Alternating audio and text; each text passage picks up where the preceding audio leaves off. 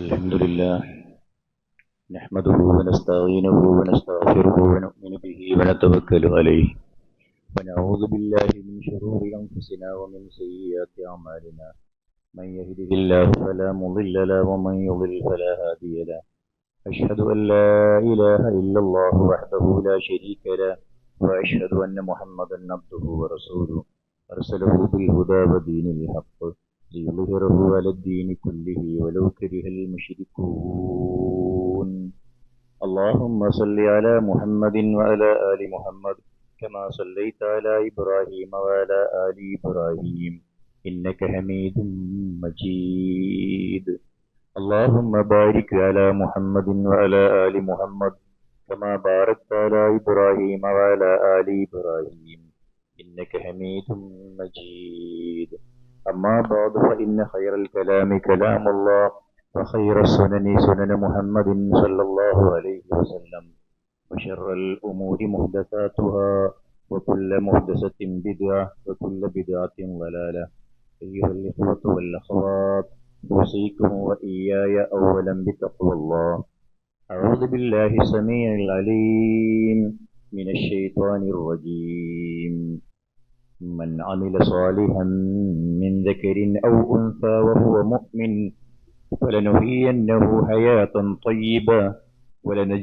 ولنجزينهم أجرهم بما كانوا يعملون ولنجزينهم أجرهم بأحسن ما كانوا يعملون സത്യവിശ്വാസികളെ വിശ്വാസിനികളെ അല്ലാഹുവിൽ ദൃഢമായി അതിശക്തമായി വിശ്വസിക്കുകയും ആ വിശ്വാസം നൽകുന്ന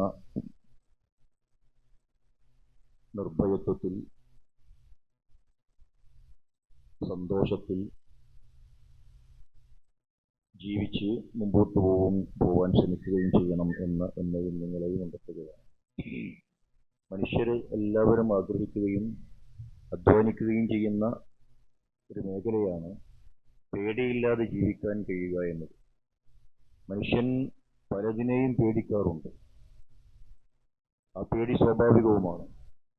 എന്നാൽ പേടിക്കേണ്ട ഘട്ടങ്ങളിലൊക്കെയും ആ പേടിയെ തരണം ചെയ്തുകൊണ്ട് മുമ്പോട്ട് പോകാനുള്ള ആത്മവിശ്വാസവും ധൈര്യവും നൽകുന്ന ഒരവസ്ഥ, നിർഭയമായി കാര്യങ്ങൾ മുമ്പോട്ട് കൊണ്ടുപോകാൻ കഴിയുന്ന ഒരവസ്ഥ ഉണ്ടാവുക എന്നത് വലിയ ഭാഗ്യമാണ്, ഒരു അനുഗ്രഹമാണ്. അത്തരത്തിലുള്ള അനുഗ്രഹം ദുനിയാവിൽ അല്ലാഹു സുബ്ഹാനഹു വ തആലയിൽ വിശ്വസിക്കുന്ന, അല്ലാഹുവിന്റെ നിയമങ്ങൾ പൂർണ്ണമായി അംഗീകരിക്കുന്ന, അല്ലാഹുവിന്റെ വിധികളെയും വിലക്കുകളെയും സൂക്ഷിച്ചുകൊണ്ട് ജീവിക്കുന്ന, തവക്കുലോടുകൂടി മുമ്പോട്ട് പോകുന്ന മനസ്സുകൾക്ക് മാത്രം ലഭിക്കുന്ന ഒരു സംഗതിയാണ്. അവിടെയാണ് വിശ്വാസികളായ ആളുകൾ നമ്മൾ ഭാഗ്യവാന്മാരായി മാറുന്നത്. നമ്മളെ എതിർക്കുന്ന, നമ്മളെ ചീത്ത പറയുന്ന, നമ്മളെ കളിയാക്കുന്ന നാസ്തികന്മാരായ ആളുകൾ, നിർമ്മതവാദികളായ ആളുകളൊക്കെയും പലതിനെയും പേടിച്ചുകൊണ്ടാണ് ഓരോ ദിവസവും മുമ്പോട്ട് തള്ളി നീക്കിക്കൊണ്ടിരിക്കുന്നത്. റസൂലുള്ളാഹി സ്വല്ലല്ലാഹു അലൈഹി വസല്ലം ഇസ്ലാം ഇങ്ങനെ വളർന്ന് പതുക്കെ വളർച്ച പ്രാപിച്ചുകൊണ്ടിരിക്കുന്ന കാലഘട്ടത്തിൽ അദിയ് റളിയല്ലാഹു തആല അൻഹു വിളിച്ചുകൊണ്ട് ഇങ്ങനെ പറയുന്നുണ്ട്. ഒരുപാട് പ്രശ്നങ്ങളും പ്രയാസങ്ങളും മർദ്ദനങ്ങളും പീഡനങ്ങളും ഒക്കെ സഹിച്ചുകൊണ്ട് മുമ്പോട്ട് പോകുന്ന സ്വഹാബികളിൽ ഒരാൾ അദിയ് റളിയല്ലാഹു തആല അൻഹുവോട് പറഞ്ഞു, ചോദിച്ചു പ്രവാചകൻ, ഹൽ റഅയ്തൽ ഹീറ, ഇറാഖിലെ ഹീറ പ്രദേശം നീ കണ്ടിട്ടുണ്ടോ? എന്നിട്ട് പ്രവാചക തിരുമേനി സല്ലല്ലാഹു അലൈഹി വസല്ലം പറയാണ്.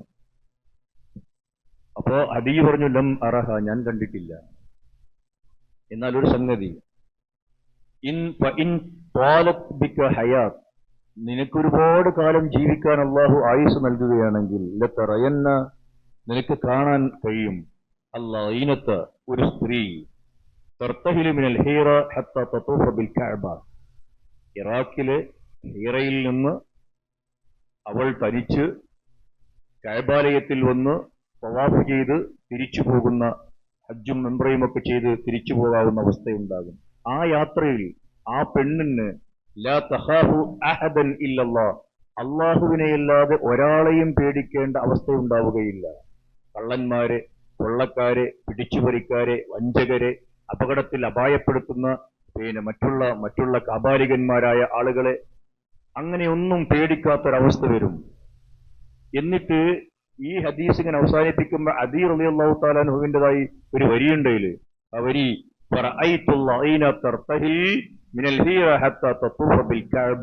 റസൂലുള്ളാഹി വരച്ചിട്ട ഈ രംഗം ഞാൻ കൺകുളിർക്ക് കണ്ടിട്ടുണ്ട് എന്ന്.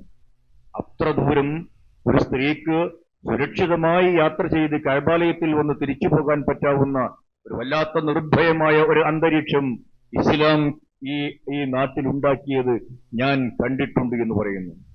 ഇസ്ലാമിന്റെ വിജയം അതാണ്.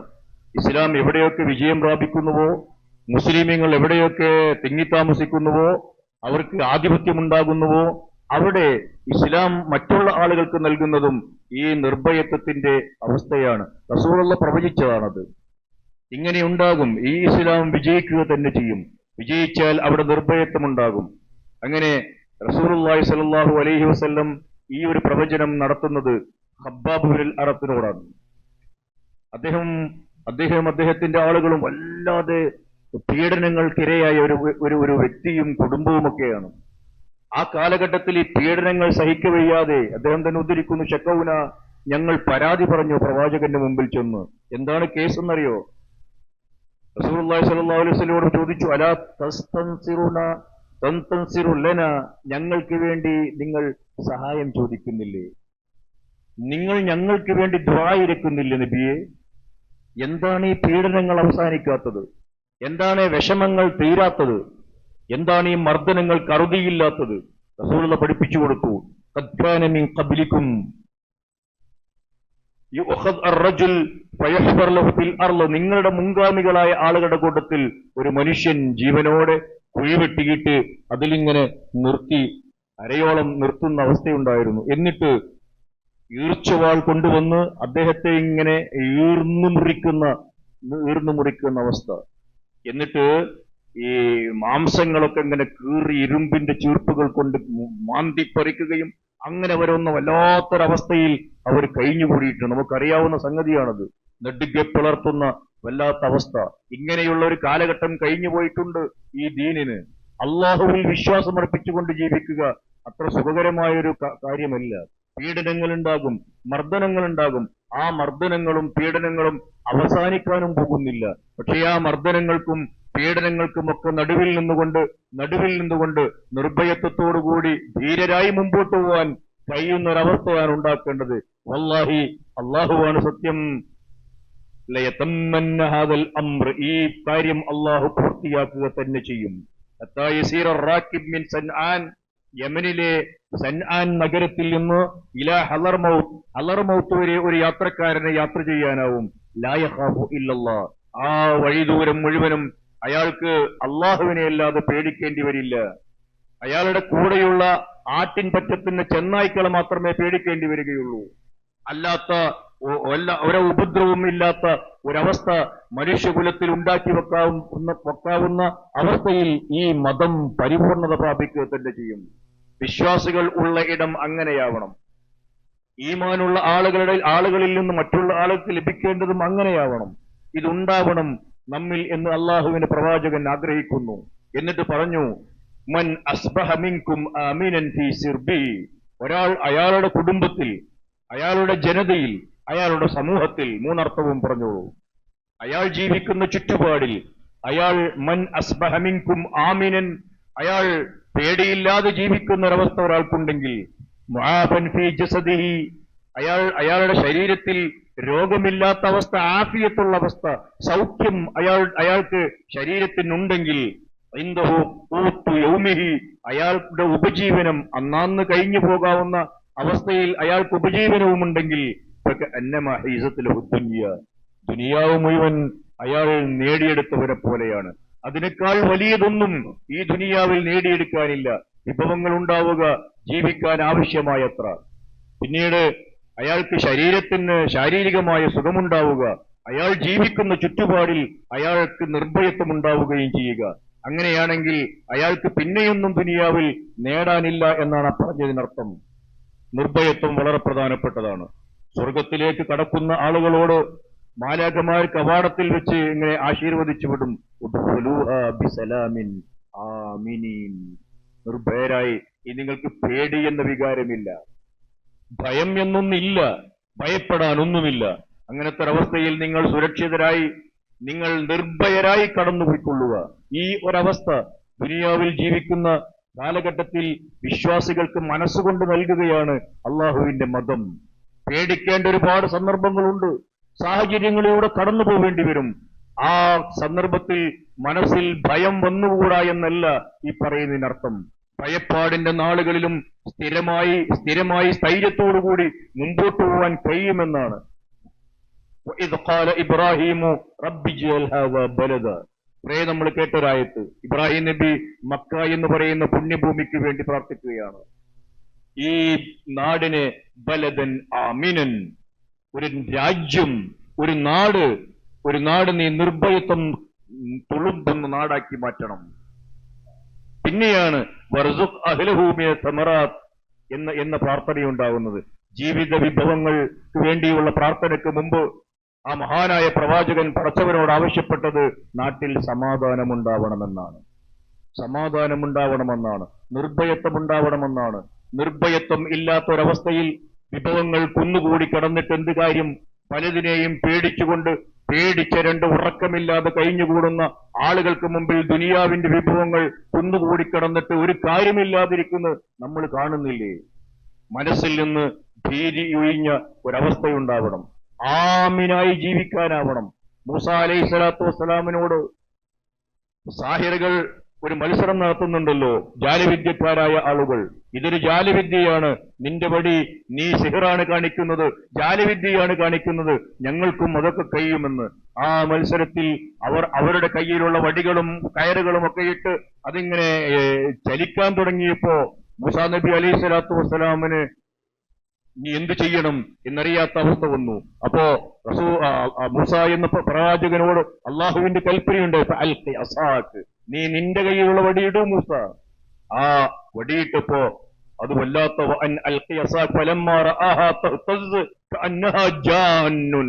വലിയ സർപ്പമായതിങ്ങനെ എഴുന്നു നിൽക്കാവുന്നത് കണ്ടപ്പോ മൂസാ നബിക്ക് പേടിയായി. മൂസാ നബി പിന്തിരിഞ്ഞു നടക്കുന്ന അവസ്ഥയുണ്ടായി. ആ അവസ്ഥയിൽ മൂസാ അലൈഹി സ്വലാത്തു വസ്സലാം പേടിച്ചുപോയി എന്നർത്ഥം. പേടിച്ചിട്ട് മുമ്പോട്ട് വരാൻ കഴിയാതെ മൂസാ നബി തിരിഞ്ഞോടുന്ന പശ്ചാത്തലമുണ്ടായി. അള്ളാഹുവിന്റെ കൽപ്പന, യാ മൂസ അഖ്ബിൽ, മുമ്പോട്ട് വാ, വലാ തഖഫ്, നീ പേടിക്കരുത്, പേടിച്ചു നിൽക്കരുത്.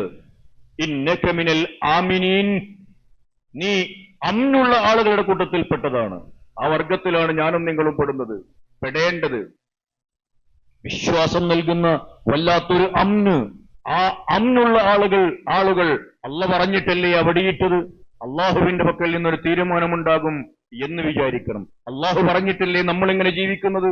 ആ ജീവിതത്തിൽ പ്രയാസങ്ങളും പ്രശ്നങ്ങളും ഉണ്ടാകുമെന്ന് വലനബുലുവന്നക്കുമെന്ന് അള്ള പറഞ്ഞിട്ടില്ലേ?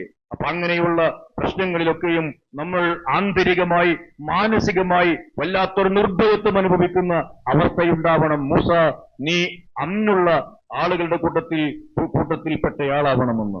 ഈ അന്ന് ഇസ്ലാമിനുണ്ടാക്കാൻ കഴിയുമെന്നാണ് അദീ റളിയല്ലാഹു തആല അൻഹുവിന്റെ ഹദീസിന്റെ അവസാന ഭാഗം നമ്മൾ കേട്ടത്. ഞാൻ കൺകുളിർത്ത് കണ്ടിട്ടുണ്ട് അങ്ങനെ നിർഭയത്വമുള്ള സുരക്ഷിതമായ ഒരു നാടുണ്ടായത്.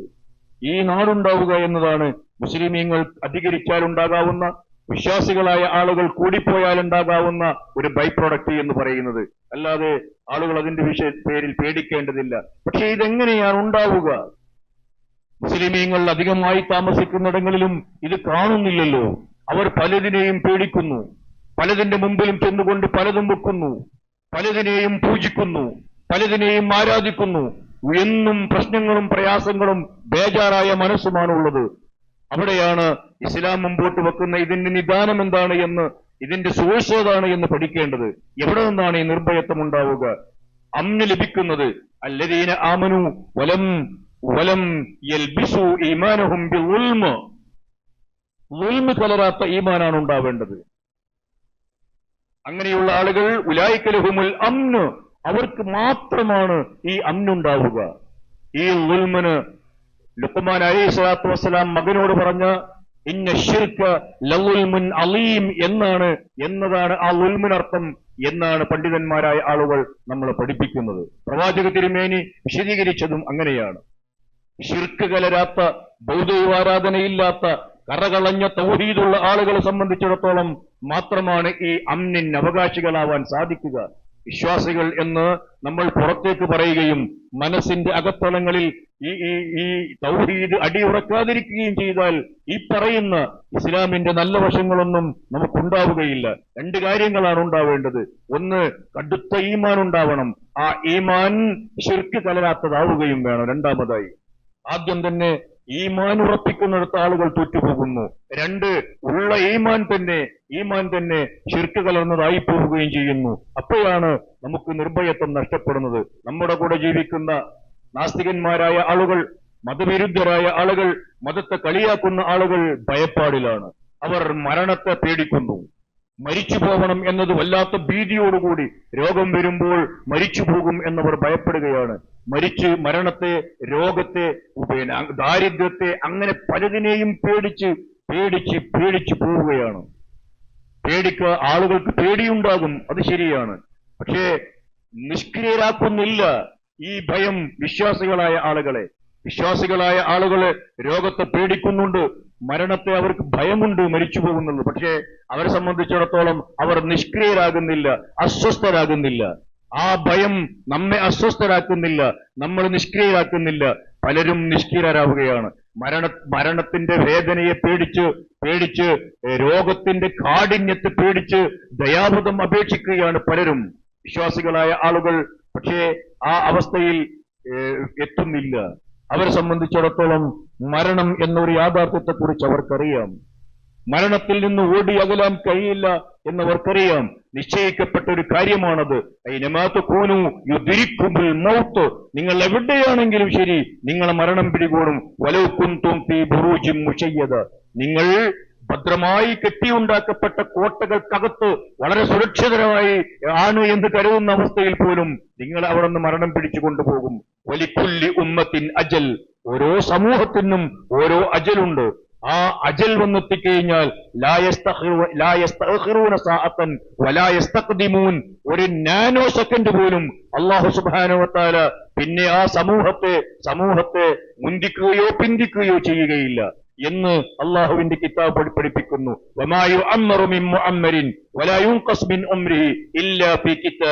ഒരു കൃത്യമായ രേഖപ്പെടുത്തിയിട്ടാണ് ദീർഘമായി ആയുസ് നൽകപ്പെട്ട ആളുകളെയും വളരെ കുറച്ച് ആയുസ് നൽകപ്പെട്ട ആളുകളെയും അള്ളാഹു അവരുടെ ആയുസ് കൃത്യമായി രേഖപ്പെടുത്തിയിട്ടുണ്ട്. ആ ആയുസ്സിൽ നിന്ന് അവർക്ക് നീട്ടി നൽകുകയോ അവർക്ക് ആ ആയുസ് എത്തുന്നതിന്റെ മുമ്പ് പിടിച്ചു കൊണ്ടുപോവുകയോ ചെയ്യുന്നില്ല. ഇത്തരത്തിലുള്ള കുറെ വിശ്വാസങ്ങളിലൂടെ വിശ്വാസികളുടെ മനസ്സ് മരണം എന്നത് വല്ലാത്തൊരു ഭയമല്ലാത്ത അവസ്ഥയിലേക്ക് മാനസികമായി പാകപ്പെട്ട് കിടക്കുകയാണ്. വിശ്വാസി ഭയപ്പെടുന്നില്ല. മരണത്തോടെ എല്ലാം കഴിഞ്ഞു എന്നവൻ വിചാരിക്കാത്തതാണ് അതിനൊരു കാരണം. മരണത്തിന് ശേഷം മറ്റൊരു ലോകമുണ്ടെന്നും ആ ലോകത്ത് ഞാൻ ഈ അനുഭവിക്കുന്ന ഭയപ്പാടുകൾക്ക്, ഈ ക്ലേശങ്ങൾക്ക്, ഈ പ്രയാസങ്ങൾക്ക് അള്ളാഹു അതിന് പ്രതിഫലം നൽകും എന്ന വല്ലാത്തൊരു വിശ്വാസം അയാളുടെ മനസ്സിലുണ്ട്. ഭയപ്പെട്ടു പോവേണ്ട ഒട്ടേറെ സന്ദർഭങ്ങളിലൂടെ അള്ളാഹു നമ്മെ വഴി നടത്തും. പ്രവാചകൻ എത്രയേറെ സന്ദർഭങ്ങളിലൂടെ കടന്നുപോയി. ആ സന്ദർഭങ്ങളിൽ ഏറ്റവും വല്ലാതെ പേടിച്ചുപോയ രംഗമാണ് അബൂബക്കർ സിദ്ദീഖ് റളിയല്ലാഹു തആല അൻഹുവും റസൂലുള്ളാഹി സ്വല്ലല്ലാഹു അലൈഹി വസല്ലം രണ്ടാളും സൗർ ഗുഹയിലുണ്ടായത്. അത് നമ്മൾ ഒരു 2 ആഴ്ച മുമ്പ് ഈ വിഷയം കൃത്യമായി പഠിച്ചു. അവിടെ വെച്ച് മൂന്നാമനായി അള്ളാഹുവുള്ള ആളുകളെ കുറിച്ച് എന്തിനു പേടിക്കണം എന്ന് അബൂബക്കർ റളിയല്ലാഹു തആലയെ ആശ്വസിപ്പിക്കുന്ന പ്രവാചകൻ ഇട്ടുകൊടുക്കുന്ന വല്ലാത്തൊരു ധൈര്യമുണ്ടല്ലോ. ആ ധൈര്യം, അതാണ് വിശ്വാസികളായ ആളുകൾക്ക് മുമ്പിൽ ഉണ്ടാകേണ്ടത്. ഈ നിർഭയത്വം എന്നത് വ്യക്തികൾക്ക് മാത്രം ഉണ്ടാവേണ്ടതല്ല. നിർഭയത്വം ഒരു സമൂഹത്തിന്റെ ഒരു സാമൂഹികമായ പ്രതിഭാസമായി മാറണം. സാമൂഹികമായ ഒരു പ്രതിഭാസമായി ഈ നിർഭയത്വം മാറുമ്പോഴാണ് ആ സമൂഹത്തിന് പുരോഗതി ഉണ്ടാവുക. എന്തിനേയും പേടിച്ച്, എന്ത് കേട്ടാലും പേടിച്ച് അതിനൊക്കെ മറ്റുള്ള വ്യാഖ്യാനങ്ങൾ നൽകുന്ന ഒരു സമൂഹത്തിന് വളർച്ച പ്രാപിക്കാനാവില്ല. അവർ വിശ്വാസപരമായി ഉയർന്നു വരുന്ന ഒരവസ്ഥയും ഇല്ലാതെ പോകും. റസൂലുള്ളാഹി സ്വല്ലല്ലാഹു അലൈഹി വസല്ലമ ഉണ്ടാക്കിയെടുത്തൊരു സമൂഹം വല്ലാതെ ആളുകൾ പേടിപ്പിച്ച ഘട്ടങ്ങളിൽ എങ്ങനെയാണ് പെരുമാറിയത് എന്ന് വിശുദ്ധ ഖുർആൻ പറയുന്നുണ്ട്. അല്ലദീന ഖാല ലഹുമുന്നാസ് ഇന്നന്നാസ ഖദ് ജമഉ ലക്കും. ബദറിനാങ്കണത്തിൽ നിന്ന് ഇന്ന സമയത്ത് വീണ്ടും നമുക്ക് ബദറിൽ കാണാമെന്ന് പറഞ്ഞ് സമയം കുറിച്ച് മടങ്ങിപ്പോയവരാണ് ഖുറൈശികൾ. റസൂലുള്ളാഹി സ്വല്ലല്ലാഹു അലൈഹി വസല്ലം അങ്ങനെ ഒരു വെല്ലുവിളി ഉണ്ടായപ്പോ ഉമർ ഇബ്നുൽ ഖത്താബ് റളിയല്ലാഹു തആല അൻഹുവിനോട് കാണാം നമുക്ക് അവിടെ വെച്ച് എന്ന് പ്രതിവചിക്കൂ എന്ന് പറഞ്ഞ് അത് വെല്ലുവിളിയായി ഏറ്റെടുത്തു. ആ സമയത്ത് ബദർ എന്ന് പറയുന്ന സ്ഥലത്ത് അവരുടെ സൂക്കുണ്ട്, കച്ചവടം നടക്കുന്ന സ്ഥലം. കച്ചവടം ചെയ്യാനുള്ള സാധനങ്ങളുമായിട്ടാണ് പ്രവാചക തിരുമേനി സല്ലല്ലാഹു അലൈഹി വസല്ലം സഹാബികളോട് പോരാൻ ആവശ്യപ്പെട്ടത്. അവിടെ വന്ന് കാത്തുനിന്നു, ഖുറൈശികളെ കാത്തുനിന്നു മുസ്ലിം പട്ടാളം. ഒരാഴ്ചയിലേറെ കാലം ഇവരെ പേടിപ്പിച്ച് പറഞ്ഞേക്കാനാണ് അവർ തുനിഞ്ഞത്. ആളുകളെ വിട്ട് ഖുറൈശികൾ അങ്ങനെ വരുന്നു ഇങ്ങനെ വരുന്നു എന്ന് പറഞ്ഞ് പേടിപ്പിക്കാൻ നോക്കി. വിശുദ്ധ ഖുർആൻ പറഞ്ഞു, ഖാല ലഹുമുന്നാസ് ഇന്നന്നാസ ഖദ് ജമഉ ലക്കും ഫഖ്ശൗഹും. നിങ്ങൾ പേടിക്കണം, പേടിച്ച് പിന്മാറി തിരിച്ചു പോവാൻ. അപ്പോ അള്ളാഹുവിന്റെ പ്രവാചകന്റെ കൂടെ ഉണ്ടായിരുന്ന ഒരു സൊസൈറ്റി, ഒരു സമൂഹം, ഫസാദഹും ഈമാന, അവർക്ക് ഈമാൻ വർദ്ധിക്കുകയാണ് ഉണ്ടായത്. ഫഖാലു ഹസ്ബുനല്ലാഹ് വനിഅ്മൽ വകീൽ എന്നവർ അവരുടെ മോട്ടോയായി പ്രഖ്യാപിച്ചു. ഹസ്ബുനല്ലാഹ് വനിഅ്മൽ വകീൽ. വൻഖലബു ബിനിഅ്മത്തിൻ മിനല്ലാഹി വഫളൽ. കാണുന്നില്ല ആരെയും, വന്നില്ല ശത്രുക്കൾ അങ്ങോട്ട് വന്നതേയില്ല. ഇവർ ഇവിടെ ഒരാഴ്ചക്കാലത്തിലേറെ ആ സൂക്കിൽ കച്ചവടം ചെയ്ത് അവർ കൊണ്ടുവന്നതിന്റെ ഇരട്ടി ലാഭവുമായി തിരിച്ചുപോയി എന്നതാണ് എന്ന ആയത്തിലെ പരാമർശമെന്ന് തഫ്സീറുകൾ എഴുതി വെക്കുന്നു. ലം യംസസ്ഹും സൂഉൻ വത്തബഉ റിദ്വാനല്ലാഹ് ഇന്നമാ ദാലികുമു ശൈത്താൻ യുഖവ്വിഫു ഔലിയാഅഹു. പിശാചാണ് അവന്റെ ഔലിയാക്കന്മാരായ ആളുകളെ, മിത്രങ്ങളെ പേടിപ്പിച്ചുകൊണ്ടിരിക്കുന്നത്. അങ്ങനെ സംഭവിക്കും, ഇങ്ങനെ സംഭവിക്കും എന്നൊക്കെ പറഞ്ഞ് പിശാചിന്റെ വശംവദരായ മനസ്സുകളെ പേടിപ്പിച്ചുകൊണ്ടേയിരിക്കും. പക്ഷേ വലാ തഖാഫൂഹും, നിങ്ങൾ പേടിക്കാൻ പോകരുത്. നിങ്ങൾ ഈ പേടിപ്പിക്കുന്ന പിശാചുക്കളുടെ പേടിപ്പെടുത്തൽക്ക് വിധേയരാകരുത്. മനുഷ്യന്മാരുടെ കൂട്ടത്തിലും ഉണ്ടാകും ഇങ്ങനെ പേടിപ്പിക്കുന്ന പിശാചുക്കൾ. ജിന്നുവർഗത്തിലെ പിശാചുക്കളും മനുഷ്യവർഗത്തിലെ പിശാചുക്കളും വിശ്വാസികളായ ആളുകളെ പേടിപ്പിക്കാൻ മെനക്കെടും. പക്ഷേ നിങ്ങൾ പേടിക്കാൻ പോകരുത്. വഖാഫൂനി, നിങ്ങൾ എന്നെയാണ് ഭയപ്പെടേണ്ടത്. ഇൻ കുൻതും മുഅ്മിനീൻ, നിങ്ങൾക്ക് ഈമാനുണ്ടെങ്കിൽ, നിങ്ങൾക്ക് തൗഹീദുണ്ടെങ്കിൽ, നിങ്ങൾ നല്ല വിശ്വാസികളാണെങ്കിൽ നിങ്ങൾ അതിനെയൊന്നും പേടിക്കാൻ പോകരുത് എന്നാണ് അല്ലാഹു സുബ്ഹാനഹു വ തആല നമ്മളോട് പറയുന്നത്. ഈ വിശ്വാസം ഉണ്ടാവണമെങ്കിൽ വിശ്വാസത്തിന് ശക്തി പകരുന്ന ഘടകങ്ങൾ നമ്മുടെ ജീവിതത്തിൽ ഉണ്ടാവണം. അതാണ് സൽക്കർമ്മങ്ങൾ എന്ന് പറയുന്നത്. ദുഷ്കർമ്മങ്ങൾ ഉണ്ടായാൽ ഈ ഈമാൻ ചോർന്നു പോകും, ദുർബലപ്പെട്ടു പോകും. സൽക്കർമ്മങ്ങളിലൂടെ അൽ ഈമാൻ യസീദു വയൻഖുസ് എന്നാണല്ലോ. മനസ്സിലെ വിശ്വാസം വളർന്ന് പ്രാപിക്കുന്നതും തളർന്നു പോകുന്നതുമാണ്. നല്ല ചിന്തകളിലൂടെ വിശ്വാസം രൂപപ്പെടുത്തിയിട്ട് അഅ്മാലു സ്വാലിഹാത്തുകളിലൂടെ അതിങ്ങനെ വളർത്തിക്കൊണ്ടുവരുവാൻ ഞാനും നിങ്ങളും ശ്രദ്ധിക്കേണ്ടതുണ്ട്, നന്നായി ശ്രദ്ധിക്കേണ്ടതുണ്ട്. എപ്പോഴൊക്കെ നമ്മുടെ ചീത്ത ചിന്തകൾ ഉണ്ടാകുന്നുവോ, എപ്പോഴൊക്കെ നമ്മിൽ നിന്ന് വേണ്ടാത്തരങ്ങൾ വരുന്നുവോ, നമ്മുടെ മനസ്സിനകത്തുനിന്ന് ഈമാൻ ചോർന്നു പോകും. ആ ഈമാൻ ചോർന്നു പോകുമ്പോ ഈ നിർഭയത്വം ഇല്ലാതെയാകും. മൻ അമില സ്വാലിഹൻ മിൻ ദക്കരിൻ ഔ ഉൻസ, ആണാവട്ടെ പെണ്ണാവട്ടെ വ്യത്യാസമൊന്നുമില്ല, സൽക്കർമ്മങ്ങൾ പ്രവർത്തിച്ചാൽ മുഅ്മിൻ, ഈ പറഞ്ഞ ഈമാനോടുകൂടി, ശിർക്ക് കലരാത്ത ഈമാനോടുകൂടി സൽക്കർമ്മങ്ങൾ പ്രവർത്തിച്ചാൽ ഒരു ഓഫർ അള്ളാഹുവിന്റെ മതം നൽകുന്നു, പടച്ചതമ്പുരാൻ നൽകുന്നു. ഫലനുഹ്യിയന്നഹു ഹയാത്തൻ ത്വയ്യിബ, പേടിയില്ലാത്ത, നിർഭയത്വമുള്ള, സന്തോഷമുള്ള, ആനന്ദദായകമായ ഒരു ജീവിതം നൽകും.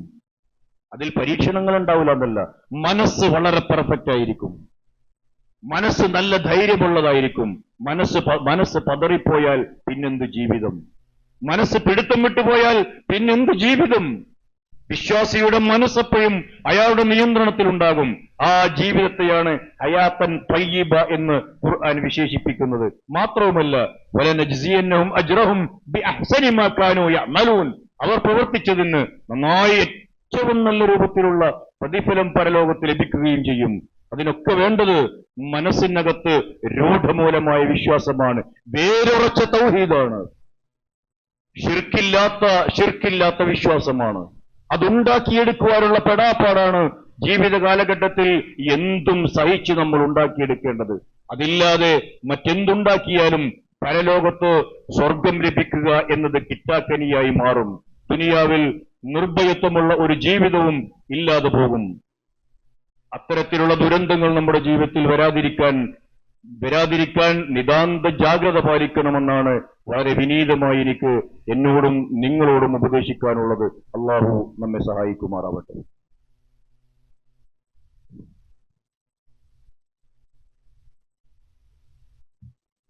അൽഹംദുലില്ലാഹ് വസ്സലാത്തു വസ്സലാമു അലാ റസൂലില്ലാഹ് വഅലാ ആലിഹി വസഹ്ബിഹി അജ്മഈൻ. അമ്മാ ബഅദ്. അയ്യുഹൽ ഇഖ്വ വൽ അഖവാത്ത്, ഊസീകും വഇയ്യായ സാനിയൻ ബിത്തഖ്വല്ലാഹ്.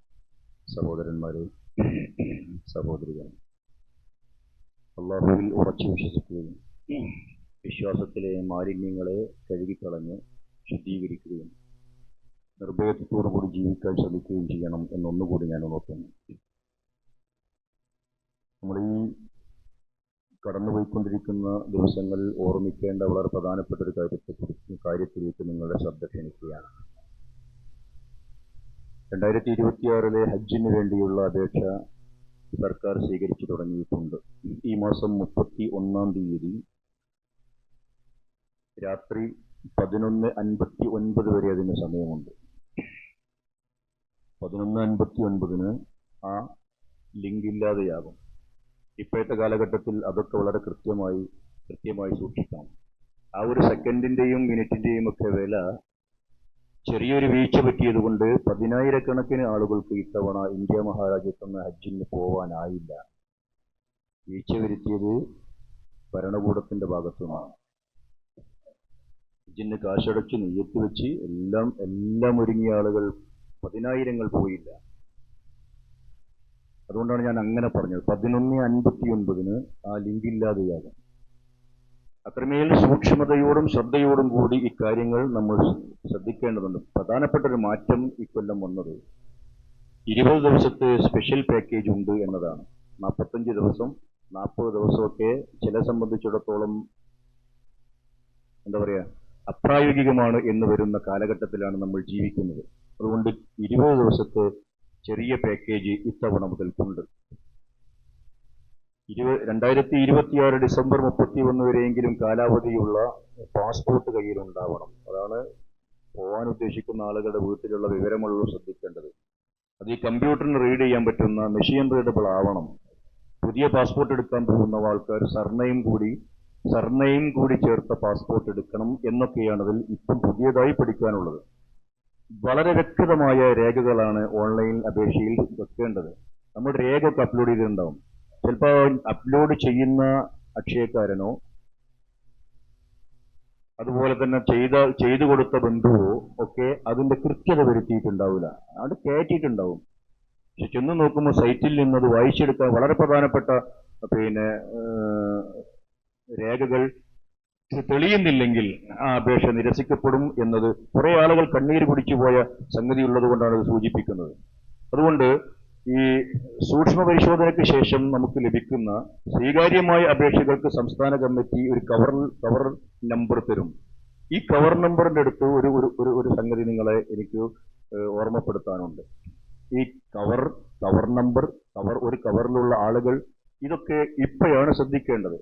കഴിഞ്ഞ വർഷം മുതൽ മഹറമില്ലാത്ത സ്ത്രീകൾക്ക് നേർക്ക് നേരെ മഹറമില്ലാതെ ഹജ്ജിന് പോകാനുള്ള പെർമിഷൻ ലഭിക്കുന്നുണ്ട്. ഒരു സ്ത്രീക്ക് തോന്നുകയാണ് എനിക്ക് ഹജ്ജിന് പോകണമെന്ന്, മഹറം പോരാനില്ല, ഇപ്പൊ പ്രയാസപ്പെടേണ്ടതില്ല. പണ്ട് അത് ഈ ഹജ്ജ് കമ്മിറ്റി വഴി പോകാൻ കഴിയില്ലായിരുന്നു. പ്രൈവറ്റുകാർ അതിനൊക്കെ കുറുക്കുവഴി ഉണ്ടാക്കലായിരുന്നു. ഇപ്പൊ കുറുക്കുവഴി ഉണ്ടാക്കാതെ തന്നെ മഹറമില്ലാത്ത സ്ത്രീകൾക്ക് പോവാം. അങ്ങനെയുള്ള സ്ത്രീകൾ മാത്രമുള്ള കവറുകൾക്ക് മുൻഗണനയുമുണ്ട്, നറുക്കെടുപ്പിൽ മുൻഗണനയുമുണ്ട്.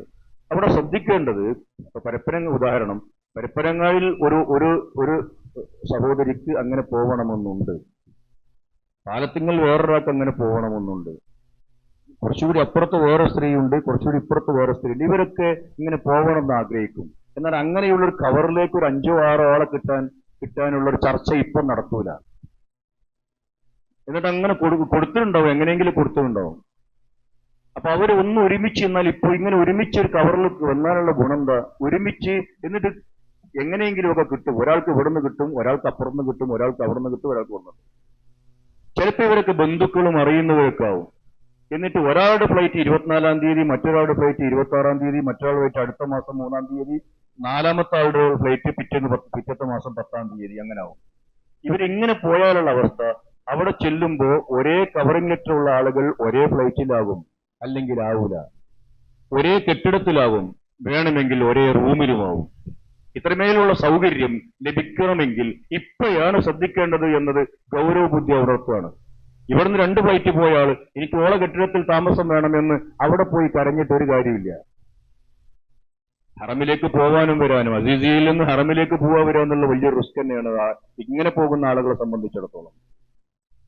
പിന്നെ മസ്ജിദ് ജഹയിൽ ഇങ്ങനെ എല്ലാ വക്തിനും പോകേണ്ടി വരും. അപ്പൊ അങ്ങനെയുള്ള സംഗതികളിലൊക്കെ കുറച്ചുകൂടിയൊക്കെ അറിയുന്ന ആളുകൾ, അറിയാത്ത ആളുകൾക്ക് ഇത് കൃത്യമായി ഇത് ഗൈഡ് ലൈൻ ചെയ്യാൻ പറ്റിയ ആളുകൾ നമ്മുടെ മഹലിൽ തന്നെ ഉള്ളത് കൊണ്ട് അവരെ സമീപിക്കണം. അതുകൊണ്ട് വൈകരുത്. ഈ വിഷയത്തിൽ ഇങ്ങനെയൊക്കെയുള്ള കൃത്യത ഉണ്ടാക്കിയിട്ട് 31-ന് മുമ്പ് ഹജ്ജിന് പോകാൻ കഴിവുള്ള ആളുകൾ അതിനൊന്ന് നീതി വെക്കണം. കുട്ടികളും മക്കളും ഒക്കെ നാട്ടിലില്ലാത്ത ആളുകൾക്ക് അവരോട് വിളിച്ചന്വേഷിക്കാൻ ഇനിയും സമയമുണ്ട്, കുറച്ച് ദിവസം കൂടിയൊക്കെ ഉണ്ട്. കാശ് എവിടെന്നെങ്കിലുമൊക്കെ വരാനുള്ള സംഗതികളൊക്കെ ഉണ്ടെങ്കിൽ അതിനൊക്കെ പണിയെടുക്കാനും നേരമുണ്ട്. അതുകൊണ്ടാണ് ഞാൻ ഇന്ന് നിങ്ങളെ ഉണർത്തുന്നത്.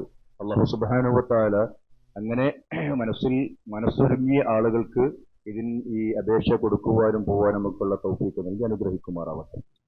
മറ്റൊരു കാര്യം ഓർമ്മപ്പെടുത്താനുള്ളത് നമ്മുടെ മദ്രസയുടെ വിഷയം തന്നെയാണ്. തിങ്കളാഴ്ച പുതിയ മദ്രസയിലേക്ക് ക്ലാസുകൾ മാറുന്നു. ആ മാറുന്നത് മദ്രസയുടെ നമ്മൾ മുമ്പിൽ വെച്ച പ്രോജക്റ്റ് പൂർണ്ണമായി തീർത്തിട്ടല്ല. പൂർണ്ണമായി തീർക്കുന്നത് വരെ അവിടെ കുട്ടികൾക്ക് പഠിക്കാൻ വേറെ നിവൃത്തിയില്ലാത്തതുകൊണ്ട് അവരുടെ പ്രയാസം കണക്കിലെടുത്ത് തൽക്കാലം ഒരു ക്ലാസ് മാറ്റമാണ് ഇപ്പം നടക്കുന്നത്. നമ്മൾ മുമ്പോട്ട് വെച്ച ഈ പ്രോജക്റ്റ് പാതി വഴിയിലാണ് ഇപ്പോഴും. അതിന് ഗതിവേഗം കൂടാനുള്ള തടസ്സം എന്ന് പറയുന്നത് കാശ് വരുന്നിടത്തുള്ള സ്പീഡ് കുറവ് തന്നെയാണ്.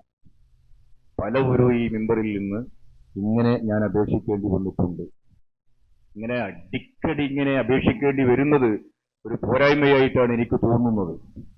ഇനിയും പറയാൻ മടിയുണ്ടത്. ഇതിൽ സഹകരിക്കേണ്ട പലരും സഹകരിച്ചിട്ടില്ല എന്നാണ് അറിയാൻ കഴിയുന്നത്. എനിക്ക് കിട്ടുന്ന വിവരമാണ് ഞാൻ നൽകുന്നത്. സഹോദരിമാരായ ആളുകളുടെ ഭാഗത്തുനിന്ന് കുറെ കൂടി ഇതിൽ സഹകരണം വേണം എന്നും ആവശ്യമുയരുന്നുണ്ട്. പ്രവാസ ലോകത്ത് ജീവിക്കുന്ന നമ്മുടെ മക്കൾ, നമ്മുടെ ബന്ധുക്കൾ, നമ്മുടെ കല്യാണം കഴിച്ചു കൊണ്ടുപോയ നമ്മുടെ പെൺമക്കൾ, അവരുടെ മക്കൾ, ആ ആളുകളെയൊക്കെ ഇതിൽ സഹകരിപ്പിക്കാമെന്നതിന്റെ സ്റ്റാർട്ടിങ്ങിൽ നമ്മൾ പറഞ്ഞിരുന്നു. നിങ്ങൾ ആലോചിച്ചു നോക്കൂ, ഈ പരപ്പനങ്ങാടിയുടെ ഹൃദയഭാഗത്ത് അങ്ങനെ ഒരു സ്ഥലം, ഇങ്ങനെയുള്ള ഒരു സംഗതിക്ക് വേണ്ടി നേരത്തെ വഖഫ് ചെയ്തു വെച്ച ആളുകളുടെ ഹൃദയ വിശാലതയും പടച്ചവന്റെ പ്രീതി ആഗ്രഹവുമൊക്കെ ഇന്നായിരുന്നെങ്കിൽ, ഞാൻ കുറ്റപ്പെടുത്തുകയല്ല, ഇന്നായിരുന്നെങ്കിൽ നമുക്കെത്ര പേർക്ക് അങ്ങനെ സാധിക്കും?